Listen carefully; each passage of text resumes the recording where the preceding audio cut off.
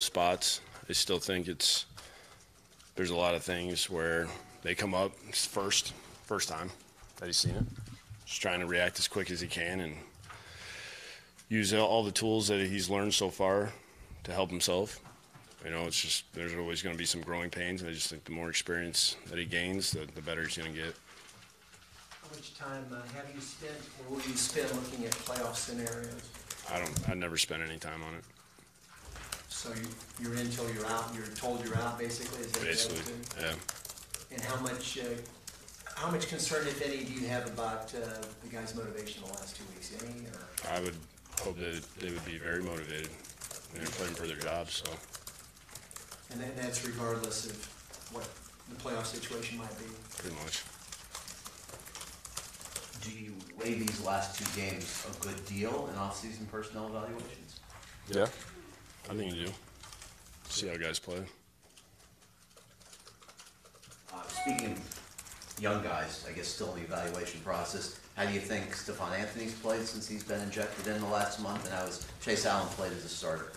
I think both of those guys have done, for the most part, they've done a good job. There's been a few times where, things have happened where you wish they would make the play or do something different, but it's kind of part of the growth process. Young players and Steph being kind of thrown in there in middle of the season and trying to learn what our defense is and kind of trying to find his role. But those guys have been probably a couple guys that have been positives for us, that consistent too. You had mentioned yesterday after the game that you wanted to look at the film before going into any kind of detail on Cutler's performance. Now that you've seen it, what did the film show you? Well, we had 3 interceptions and 4 times we lost the ball. I know it's not really probably one of his best days that he's had.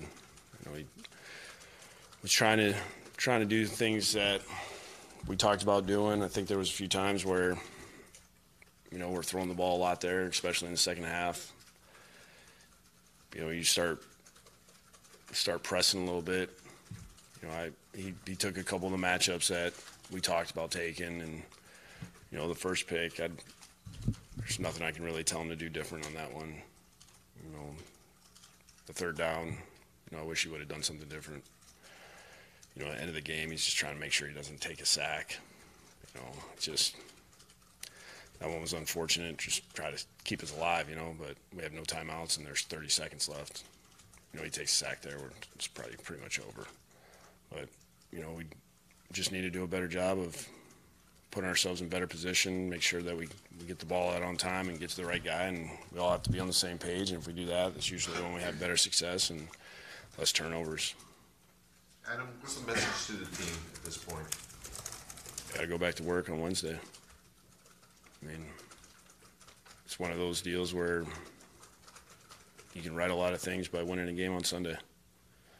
So just keep battling, and we didn't play very well. That was all 3 phases, and they basically came out and they did what they needed to do to win the game, and we did nothing to stop them. On tight ends this year, have you gotten as much as you want? Close to that? How would you assess? I don't know. I'll figure it out whenever the season's over. And watching the tape yesterday, anything else that stood out that disappointed you beyond simply execution? We didn't win the game. We talked about stopping Shady. We talked about stopping Tyrod. We had one half where we didn't do either. Then one half where we kind of slowed the one guy down, and then we didn't stop the other guy. So offensively, we talked about the biggest thing we couldn't do was turn the ball over, and we did that. Had needed touchdowns in the red area. We just moved the ball and had good things going, and then we kind of hurt ourselves. We'd have a run play for negative yards, or something happened where we'd be behind the sticks, which we knew we couldn't get against these guys because they did a good job. When we get in 3rd and long, they were tough. So we did opposite of what we talked about. After watching the video, what was your take on the penalties collectively? Everyone has a different deal. Pre-snap penalties are frustrating because it's hard to understand why they happen, especially we've cut them way down, but it's just not good enough when we have one.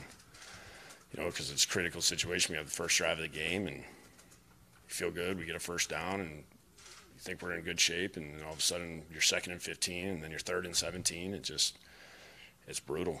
It just hurts you.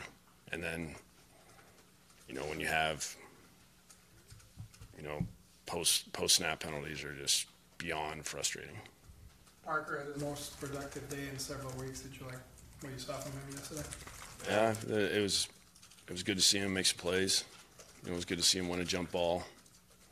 You know, it looked like he was running a lot better, especially, you know, I think we had a shot on that 3rd and long when we ran a slip screen. You know, I wish Jay would have thrown the ball just a little bit where he could have caught it on the run. We had it fairly blocked well. You know, could have gave us a chance, but it looked like his legs were good.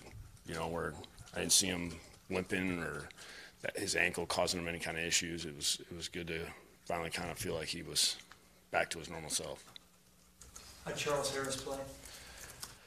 Thought he did well. You know, he's, you know, having a guy like that when you're going against Tyrod, it's nice to have somebody that can really pursue him and close the cushion.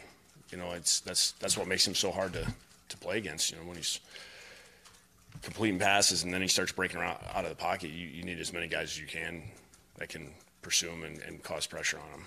And he can do that, and he tried to do everything that we asked him to do. I mean, that's kind of a strange game for him because you can't pass rush like you normally do. You have to be a little more controlled. You have to understand if rush lanes start opening up, he's going to hurt you worse than what he would do if you can contain him and keep him in the pocket. So, you know, he tried to do what we asked him to do.